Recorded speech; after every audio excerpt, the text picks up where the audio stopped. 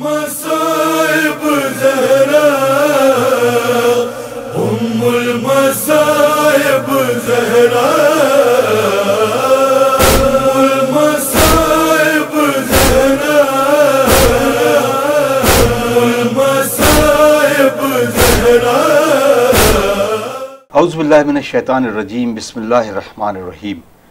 नाज़रीन, अस्सलामु अलैकुम वरहमतुल्लाहि वबरकातुहू। मैं अतर काज़मी गौहर एजेंसी पर इस स्पेशल ट्रांसमिशन में आपका खैर मक़दम करता हूँ। हम बात कर रहे हैं आज इन्हिदाम जन्नतुल बक़ी के बारे में। जब कभी भी इंसानियत पर जुल्म हुआ तो अलग अलग चेहरे नज़र आए। जब मुसलमानों की शक्ल में बहुत सारे ऐसे अफराद जो कि गद्दियों पर बैठे और इस्लाम का परचम लेकर आगे बढ़े, तो सब ने जाना कि ये मुसलमान हैं। लेकिन उन्हीं मुसलमानों में से कुछ मुसलमान ऐसे थे कि जिन्होंने काम तो मुसलमानों वाले किए, लेकिन उससे इस्लाम भी बदनाम हुआ। हम बात कर रहे हैं सऊदी अरब की उस हुकूमत के बारे में जिसने शहज़ादी कौनैन बिन्त रसूलुल्लाह सल्लल्लाहु अलैहि वसल्लम जनाब फ़ातिमतुज़ ज़हरा सलामुल्लाह अलैहा के रोज़ों को मुनहदिम किया और उसके साथ साथ जो दीगर आइम्मा के जो मज़ारात थे उसको भी तोड़ दिया। नाज़रीन, ये एक ऐसा मरहला था कि जिस पर पूरे मुसलमानों के हर एक तबके के अंदर गम और रंज का आलम होना चाहिए था, लेकिन ऐसा हुआ नहीं। अलबत्ता कुछ लोगों ने ज़रूर एहतजाज बुलंद किया, लेकिन सऊदी हुकूमत जो कि पेट्रो डॉलर्स पर चलती है और तमाम मुख्तलिफ जो उसके सरबराह हुकूमतें थीं, उन्होंने सऊदी हुकूमत का साथ दिया। नाज़रीन, यकीनन हर साल हम इस इन्हिदाम पर अपना गम गुस्से का इजहार करते हैं, लेकिन आज एक बार फिर क्योंकि इस वक्त जो हालात हैं पूरी दुनिया की कोरोना वायरस यानी कोविड-19 के हवाले से पूरी दुनिया लॉकडाउन है और इस लॉकडाउन के हवाले से हर एक एहतजाज बंद है। लेकिन हमारा एहतजाज ज़रूर रहेगा और ज़रूर होता रहेगा, चाहे वो सोशल मीडिया के प्लेटफॉर्म पर हो, चाहे वो अखबारात के ज़रिए हो, चाहे वो किसी भी तरीके से हो, वो एहतजाज होगा। हम आज इसी मौजू पर गुफ्तगू करने के लिए बैठे हैं। हमारे साथ इस वक्त बैठे हैं आली जनाब मौलाना डॉक्टर एजाज़ अतर साहब क़िबला, और इन्हिदाम के बारे में, इसकी तारीख़ी हैसियत के बारे में और तकफ़ीरियत और सल्फ़ी निज़ाम के बारे में और वहाबियत के बारे में भी हम गुफ्तगू करेंगे। आइए हम मिलजुल कर इस्तक़बाल करते हैं। अस्सलामु अलैकुम। वालेकुम अस्सलाम अतर भाई, बहुत इस्तक़बाल आपका। बहुत बहुत शुक्रिया आपका, और ये आपने ऐसा मौका फ़राहम किया, मैं आपका शुक्रगुज़ार हूँ और आपके साथ साथ गौहर एजेंसी का शुक्रगुज़ार हूँ कि जिन्होंने कम से कम अपने इस चैनल के ज़रिए से हमारी बात आवाम तक पहुँचाने का ज़रिया बने और हमारी बात को आवाम तक पहुँचा रहे हैं। ममनून। डॉक्टर साहब, पहला सवाल ये है कि हम बात करते हैं जब भी वहाबियत की अलग अलग मतलब ये कहें कि चोले बदलती हुई चीज़ें, आज के दौर में अगर देखें तो आईएसएस के नाम से, दाइश के नाम से, अल नुसरा के नाम से, तालिबान के नाम से, अलग अलग तंजीमों के नाम से जाने जाते हैं, और इन सब का फंडिंग करना सिर्फ एक ही है और शायद बहुत से लोग उसका नाम न लेते हों, लेकिन हम इसको अलल-ऐलान कहते हैं कि वो सिर्फ और सिर्फ वो हुकूमतें हैं कि जो इस वक्त सऊदी हुकूमत हो या बहरीन के अल खलीफा की हुकूमत हो, ये सारी हुकूमतें वो हैं कि जो परचम इस्लाम को तो साथ लेकर चल रही हैं, लेकिन पीछे इनके कुछ अलग एजेंडे हैं। तो हम सबसे पहले जानेंगे कि वहाबियत की तारीख क्या है। अब्दुल वहाब नजदी ने जिस तहरीक को आगे बढ़ाया था, आज वो हमारे सामने अलग अलग तरीके से सामने आ रही है, तो हम उसके बारे में जानना चाहेंगे। देखिए अतर भाई, बहुत अच्छा सवाल किया आपने। वहाबियत की तारीख़, ये इसका आगाज़ वहाबियत का जो आज इस वहाबियत के नाम से है। देखिए, वैसे तो ये एक आइडियालॉजी है, वहाबियत या वहाबीइज़्म ये एक आइडियालॉजी है और इसकी कड़ी बहुत पीछे तक चली जाती है। अगर आप माजी में चले जाइए तो इसकी कड़ी वहाँ जाके आपको मिल जाएगी जहाँ के ऊपर रसूलुल्लाह की आँख बंद हुई है जी। लेकिन जैसा अभी आपने फरमाया कि ये अपना चोला बदलती है, ये रंग बदलती है, ये हर दौर में, हर ज़माने में अपना चोला बदल के, अपना रंग बदल करके मुख्तलिफ नामों से हमारे सामने आ रही है। आज ये चोला बदल के, रंग बदल के वहाबियत के नाम से, वहाबीइज़्म के नाम से हमारे दरमियान मौजूद है।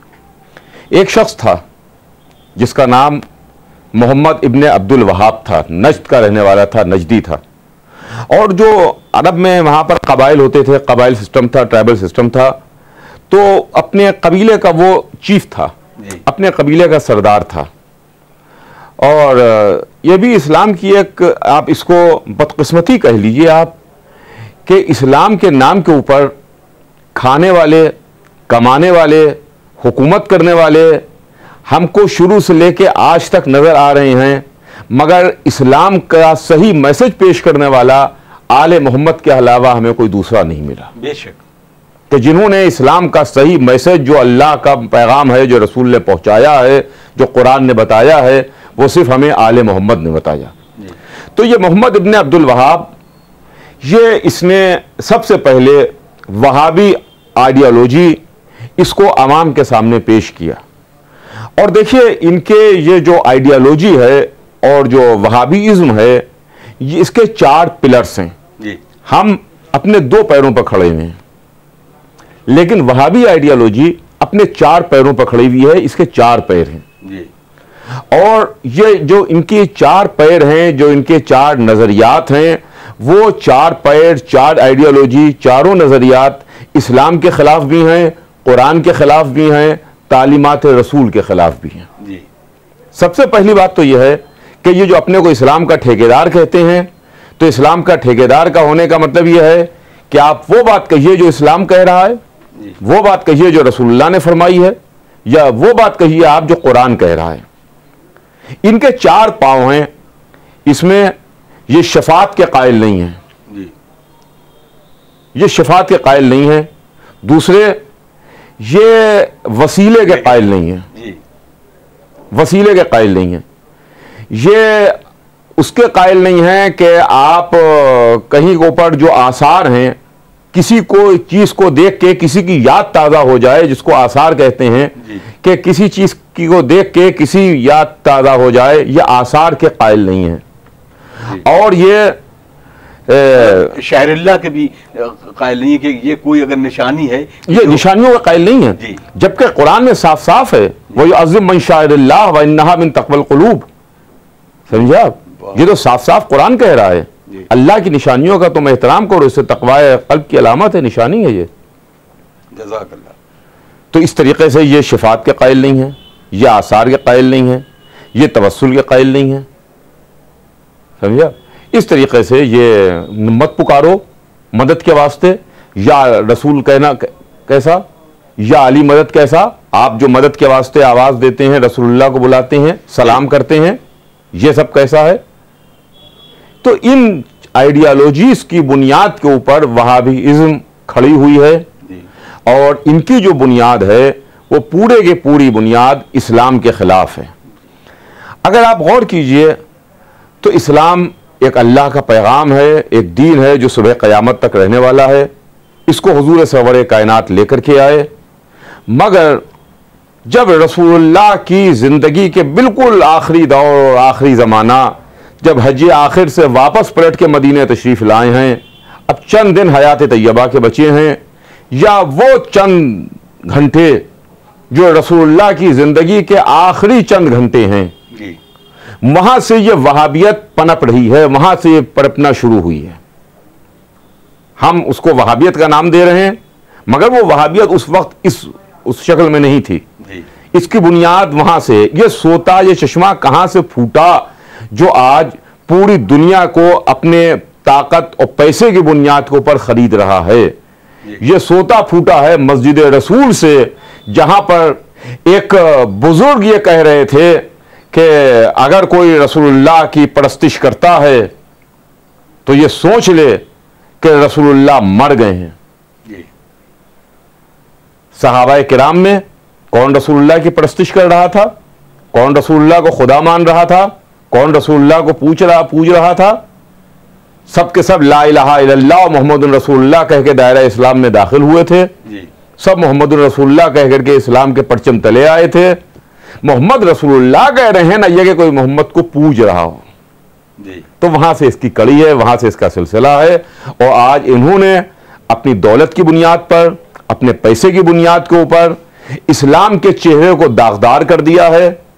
इस्लाम की हसीन और खूबसूरत शक्ल इसको बदहैबत, खौफजदा, देख के डर जाने वाली जिन्होंने बनाई है, वो यही वहाबीइज्म है, वहाबी नजरिया है, और ये वहाबी लोग हैं। ये उस दौर से चला।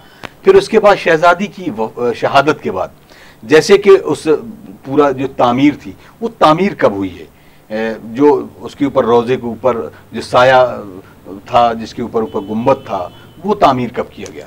देखिए, मामला यह है कि एक और भी चीज़ इसके अंदर है कि जैसा मैंने आपकी खिदमत में अर्ज़ किया कि जहाँ से रसूलुल्लाह की आंख बंद हो रही है वहाँ से ये अखवा फूट रहा है। अब इसके बाद में अगर आप देखिए तो रसूल की आंख बंद होने के 75 दिन या 90 दिन के बाद जनाब फातिमा ज़हरा दुनिया से सिधारी। वो बीबी जो मरसिया पढ़ के दुनिया से गई, सुब्बत अलैया मसाइबुन लौन्नहा सुब्बत अलैयाम सिरना लयालिया, कितने मसाइब उठाए बीबी ने, कितनी तकलीफ़ें उठाई, वो तारीख़ के सीने में महफूज है, बीबी का मरसिया है। लेकिन जो मुझे बात आपकी तरफ तवज्जो कराना है, आप गौर फरमाइए कि बीबी को उनकी वसीयत के मुताबिक रात को दफन किया गया। बीबी ने वसीयत फरमाई थी कि मेरे जनाजे पर फला फला लोग ना आने पाए, नाम लेके वसीयत फरमाई थी, तारीकी शब में मेरा जनाजा उठे। मौला अली ने वसीयत के मुताबिक बीबी का जनाजा तारीकी शब में उठाया। चंद खास चाहने वाले, बहुत थोड़े से चंद लोग, वो बीबी के जनाजे में गए। जन्नतुल बकी में मौला अली ने जनाब फातिमा ज़हरा सलामुल्लाह अलैहा की कब्र मुबारक बनाई और उनको दफन किया और दफन करके वापस आ गए। सुबह होती है, यह खबर मदीने की गलियों में फैलती है कि रसूल की बेटी दुनिया से रुखसत हो गई, सिधार गई। और जब मदीने वालों को यह बात पता चली कि वो तो रात को उनको दफन कर दिया गया, बीबी को रात की अंधेरे में, रात की तारीकी में दफन कर दिया गया, तो कुछ लोग निकले और कुछ लोगों ने कहा कि हम जाएंगे, जाके बीबी की कब्र खोदेंगे, खोद के मैयत को निकालेंगे, हम नमाज पढ़ेंगे। अरे रसूल की बेटी दफन हो जाए, हम नमाज ना पढ़ें? रसूल की बेटी की मैयत दफन हो जाए और हम उस पर नमाज ना पढ़ें, यह कैसे मुमकिन है? हम जाएंगे, हम जाके नमाज पढ़ेंगे, मैयत को निकालेंगे, उसके बाद में दोबारा फिर दफन करेंगे। इस पर मौला अली को गैज़ आ गया, जलाल आ गया। वो कबा जो मौला अली घमासान की लड़ाइयों में पहनते थे, सब्ज रंग की, वो कबा मौला अली ने ज़ेब-ए-तन की, घमासान की लड़ाइयों में पहनने वाली कबा, बेनियाम ज़ुल्फ़कार लिए हुए कब्र फातिमा ज़हरा के सरहाने आके बैठ गए। कहा किसी में इतनी हिम्मत और मजाल हो कि वो एक कंकरी भी मासूम आलम की कब्र से उठा के दिखाए तो देख ले अंजाम को। तो ये नजरिया है कब्र खोदने का। कल वो कब्र खोदना चाह रहे थे, आज उन्होंने कब्र के ऊपर गुंबद जो बना था, रोजा तामीर हुआ था, जो इमारत तामीर थी, उसको उन्होंने मुनहदिम किया, उसको ढाया है। तो कड़ी से कड़ी मिल रही है, सिलसिले से सिलसिला मिल रहा है। ये वही लोग हैं जो कल कब्र खोदना चाहते थे, आज इन्होंने गुंबद को ढाया है, रोजे को मिसमार किया है। एहतिजाज के लिए जो पूरी तरह से, जैसा कि आप देखते हैं कि हर साल ये मनाया जाता है मुख्तलिफ शहरों में, मुख्तलिफ ममालिक में, तो आप अब क्या तवक्को करते हैं? क्या हुकूमत के लेवल पर या पूरी दुनिया के जहाँ पे तशय्युअ है, जहाँ पर शहजादी को मानने वाले, या ये कहें कि आलम इंसानियत में जो मुसलमान हैं, वो अगर एकजा होके इस बात पर एहतजाज बुलंद करें तो ये तामीर नौ फिर से हो सकती है? देखिए अतर भाई, जन्नतुल बकी के इन्हिदाम के खिलाफ आज दुनिया भर में एहतजाज हो रहा है। यहाँ पर सिर्फ शहजादी के मानने वाले या मोमिनीन की मैं बात नहीं अर्ज कर रहा हूँ, मैं तमाम मुसलमानों की बात कर रहा हूँ। एक बहुत थोड़े से लोगों को छोड़ के, बहुत थोड़ा से लोग जो वहाबी नज़रियात के हैं, उनकी बात मैं नहीं करता जिन्होंने रोज़े को ढाया है, लेकिन अक्सरियत इस चीज़ के खिलाफ है जी। इस बात के खिलाफ है। आप देखें, अभी 2015 में की बात है, गालिबन अल अज़हर यूनिवर्सिटी मिस्र में, वहाँ एक क्रिश्चियन, उसके अंदर एक किताब छपी है और उसके अंदर एक प्रोफेसर, उन्होंने भी इस बात को कहा, जो वहाबी आइडियोलॉजी है, वहाबी इज्म है, उसके खिलाफ ये बोले हैं और इन्होंने इसको सैटेनिक फेथ कहा है, शैतानी अकीदा। अब आप समझिए, शैतानी अकीदा, ये वहाबीज़्म क्या है? ये शैतानी अकीदा है। दुनिया भर में आज एहतिजाज हो रहे हैं, और ये जो आपने एहतिजाज के लिए फरमाया, और मैं इस गौहर एजेंसी के जरिए से मैं तमाम अपने सुनने वालों को ये बात बताना चाहता हूं कि जन्नतुल बकी के सिलसिले में एहतिजाज करना हर शिया का फर्ज है, हर मोहम्मदुर रसूलुल्लाह कहने का वाले का फर्ज है, और हर जनाब फातिमा जहरा से अकीदत रखने वाले का फर्ज है। इसलिए कि नमाज हम पर फर्ज है, हम पर वाजिब है, तो जो हमारी नमाज है वो हम अदा करेंगे। आप तो नहीं अदा करेंगे, हमारी तरफ से पढ़ेंगे आप, आपकी तरफ से मैं तो नहीं अदा करूंगा, पढ़ूंगा, वाजिब मेरे ऊपर है, वाजिब ऐनी है तो मेरे ऊपर है, रोजा मेरे ऊपर है, मुझे अदा करना है। वैसे ही तमाम मुसलमानों के ऊपर, तमाम जनाब फातिमा जहरा से अकीदत रखने वालों के ऊपर यह फर्ज है कि वो उनके खिलाफ उठ के आवाज एहतिजाज बुलंद करें। ये ना करें कि साहब ये एहतिजाज तो मौलाना यासूब अब्बास साहब की तरफ से हो रहा है, ये अतर काज़मी साहब की तरफ से हो रहा है, ये फुला इदारे की तरफ से हो रहा है, अब हमसे क्या ताल्लुक़ है, हमसे क्या वास्ता, हम तो अपने घर में बैठे हुए हैं, ड्राइंग रूम में बैठे हुए हैं। जी नहीं, रोज़े महशर आपसे भी सवाल होगा कि तुम जितना बोल सकते थे उतना क्यों नहीं बोले।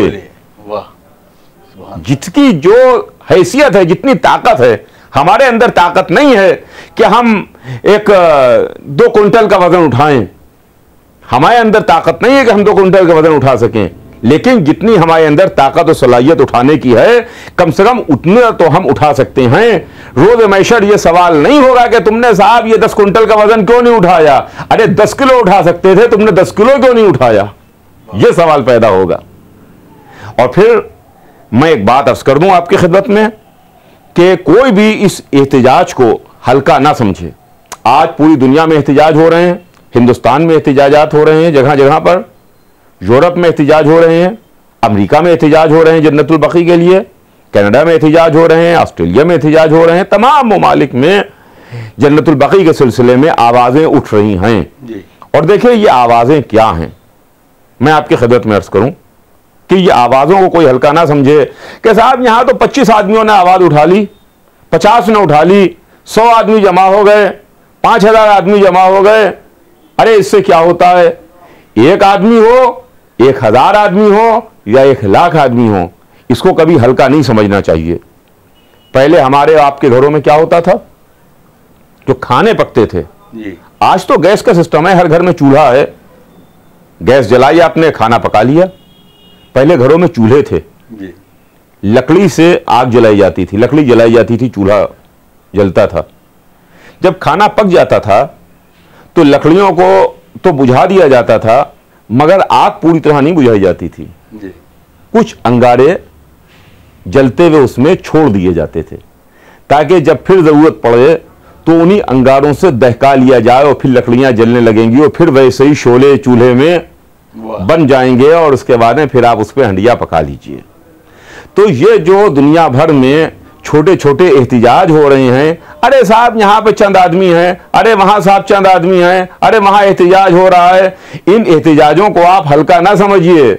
ये आग के अंगारे हैं, किसी दिन यही अंगारे शोलों में बदल जाएंगे और हुकूमत सऊदी अरब को जला करके फिन्नार कर देंगे, वासिलुन्नार कर देंगे, तहतेख कर देंगे, खत्म कर देंगे। सुभान अल्लाह। आखिर में मौलाना मैं चाहूँगा कि आपकी तरफ से भी एक मैसेज हो उन तमाम लोगों के लिए कि जो वाकई में दर्दमंद हैं और जो शहजादी से अकीदत रखते हैं, मासूमीन से अकीदत रखते हैं, उनके बारे में एक मैसेज इस एहतिजाज के हवाले से। मैं इस मैसेज के लिए यही आपके चैनल के हवाले से, गौहर एजेंसी के हवाले से कहना चाहूँगा कि ज़्यादा से ज़्यादा एहतिजाज बुलंद कीजिए, सदा एहतिजाज बुलंद कीजिए। सोशल मीडिया का ज़माना है, आप अपनी प्रोफाइल तो दिन में 4 मरतबा अपडेट करते हैं, अपनी प्रोफाइल तो आप दिन में 4 बार अपडेट करें, अपनी हर एक्टिविटी को आप सोशल मीडिया के ऊपर डालें, फेसबुक पर डालें और दूसरे जराए के ऊपर डालें, तो कम से कम जन्नतुल बकी के लिए भी आप अपडेट कीजिए, जन्नतुल बकी के लिए सोशल मीडिया के ऊपर आप एहतिजाज बुलंद कीजिए, जन्नतुल बकी के लिए आप आवाज़ उठाइए। सोशल मीडिया में बड़ी ताकत है, जिस तरीके से अगर आप आवाज़ उठाइएगा तो ये एक दिन ज़रूर ज़रूर आपकी आवाज़ रंग लाएगी और इंशाअल्लाह तामीर नौ होगी। और हम बहुत जल्द वो दिन देखेंगे कि जिस तरीके से हरम अमीरुल मोमिनीन अलैहिस्सलाम है, हरम इमाम हुसैन अलैहिस्सलाम है, हरम हज़रत अब्बास अलैहिस्सलाम है, हरम इमाम रज़ा अलैहिस्सलाम है, वैसे ही इंशाअल्लाह हरम जनाब फातिमा ज़हरा भी तामीर होगा और हरम अम्मा बकी भी तामीर होंगे इंशाअल्लाह। बहुत शुक्रिया मौलाना एजाज अतहर साहब, बहुत बहुत शुक्रिया। आपने वक्त दिया और इस पूरी गुफ्तगू का माहसल भी इंशाअल्लाह ज़रूर हमारे सामने जल्द से जल्द होगा। बहुत बहुत तो नाज़रीन, ये थे अली जनाब मौलाना डॉक्टर एजाज अतहर साहब क़िबला, जिन्होंने मुनज़्ज़म करदा इस जन्नतुल बकी के हवाले से पूरी बात आप तक पहुँचाई और किस तरीके से वहाबियत के हवाले से, तकफीरियत के हवाले से और सल्फ़िज़म के हवाले से बात हुई। नाज़रीन, यकीनन हम सब मिलजुल कर इस एहतजाज में अपनी आवाज़ बुलंद करें और उसमें लब्बैक या हुसैन की सदा भी बुलंद करें, ताकि हमारा हर वो नौजवान जो कि सदाए इस्तिगासा बुलंद होती है तो अपना लब्बैक या हुसैन बुलंद करता है, तो उसको भी चाहिए कि जब 8 रबी शव्वाल आए तो उसे 8 शव्वाल के दिन अपनी डीपी पर इस इन्हिदाम के एवज़ में अपनी डीपी को जन्नतुल बकी की तस्वीर ज़रूर लगाएं। तो नाज़रीन, यकीनन इस तरह के प्रोग्राम होते रहना चाहिए ताकि जालिम का चेहरा बेनकाब हो जाए। आपसे फिर मुलाकात होगी, तब तक के लिए मुझे इजाज़त दीजिए। वस्सलामु अलैकुम वरहमतुल्लाहि वबरकातुहू।